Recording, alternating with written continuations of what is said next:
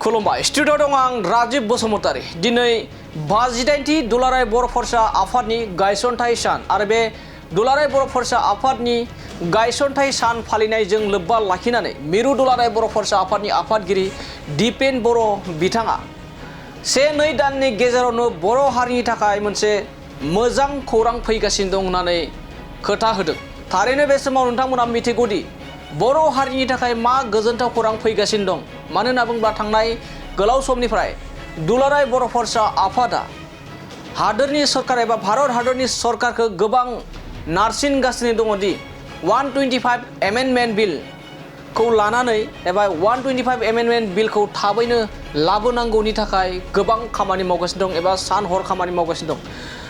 दुलाराय बर' फरायसा आफादनि बेबायदि खामानि मावनाया 1-2 दाननि गेजेरावनो बे एमेन्डमेन्ट बिल जा 125 एमेन्डमेन्ट बे एमेन्डमेन्टखौ 1-2 दाननि गेजेरावनो जोंनि बिटिसिनि थाखाय लाना फैगासिनो दं होननानै गोख्रों खोथा होदों मिरु दुलाराय बर' फरायसा आफादनि आफादगिरि दिपेन बर' बिथाङा। लोगोसे बेजों लोगोसे गोबां मानि ओनसोलनि जौगानाय गोबां मानि बिटिआर गोजोन गोरोबथानि दफाफोरखौ मावफुंजोबनायनि बाथ्रा बुंदों मिरु दुलाराय बर' फरायसा आफादनि आफादगिरि दिपेन बर' बिथाङा। दानिया फैदो बिदिब्ला बर' हारिनि गेजेराव 1-2 दाननि गेजेराव मा मोजां खौरां आरो माबोरै मोजां खौरां फैगासिनो दं जों मिरु दुलाराय बर' फरायसा आफादनि आफादगिरि दिपेन बर' बिथांनिफ्राय आबुङै मिथिना लानि।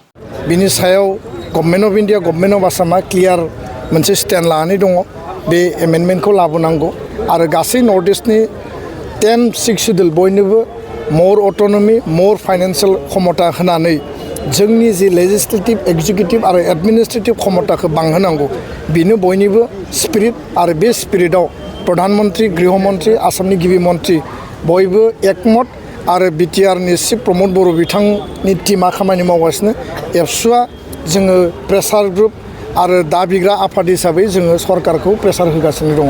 बेखिनियानो आरो फैबाय थानाय समाव मोजां रादाब मोजां खौरां जोङो इमिडियेटलि फैबाय थानाय 1-2 मासनि गेजेराव मोनगोन होननानै जोङो आसाबादि आरो बिनि थाखाय जोङो खामानि मावगासिनो। गोजोन्थों। Thank you.